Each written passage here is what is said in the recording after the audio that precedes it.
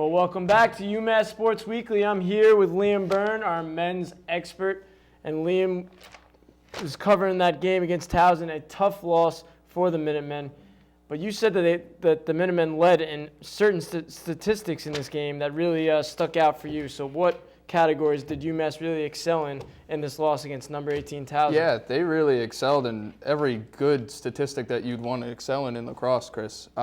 They led in faceoffs, forced turnovers, ground balls, and shots taken. If you look at this graphic that we have here on UMass here, the shots by period, UMass had 7 in the first, 11 in the second, 3rd in the 5th, 4th in the 9th, and 32 over 25 was the total throughout. And then the ground balls, UMass led 33 to 27, and the caused turnovers 13 to 11, which really was one of the reasons why this score was so low, and we'll get to that later. And the score was 6-3 in this game. But the defense that UMass had was really prominent of why they won this game, Chris. Well, we talk about the defense, and then you look, and there was just 9 goals scored in this game, 6-3 win for Towson. So, Liam, why was the score so low? It was so low because of our defensive play, like I mentioned. Our 2 defensemen, Kyle Carrasco and Kevin Porcelet, they really stepped up for the Minutemen, as each had 2 forced turnovers out of the 13 that we had, and each had a pair of ground balls. And Zach Oliveri is still playing very well in goal. He had 9 saves, even though giving up 6 goals. So even though he had the 2 defensemen that helped him out, he was still there to back himself up too. And also, the Ontario native Gianni Bianchin, the attackman midfielder, he led the team in shots with 8, but he did not score. He didn't score 1 goal, which was very surprising if you have 8 shots being taken. And then senior Grant Whiteway scored 2 out of the 3 goals, and then obviously Nick Mariano scored 1 of them as well. Of course, right? We're always talking about him. So, but on the Towson side, their goalie, he registered 14 saves, and their scoring was evenly distributed. Well, we've seen 2 different teams with this lacrosse team. We saw the team at the beginning of the season who lost a lot of games. Then we saw them win a lot of games. Now they lost this last game against Towson.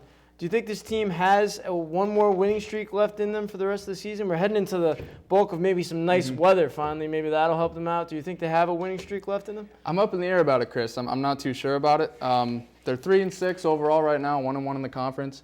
The CAA only has 6 teams in this conference. So it's not really a very wide variety of teams, and where you can have a huge tournament and one team can come out on top, but it's really a tight race in this conference right now.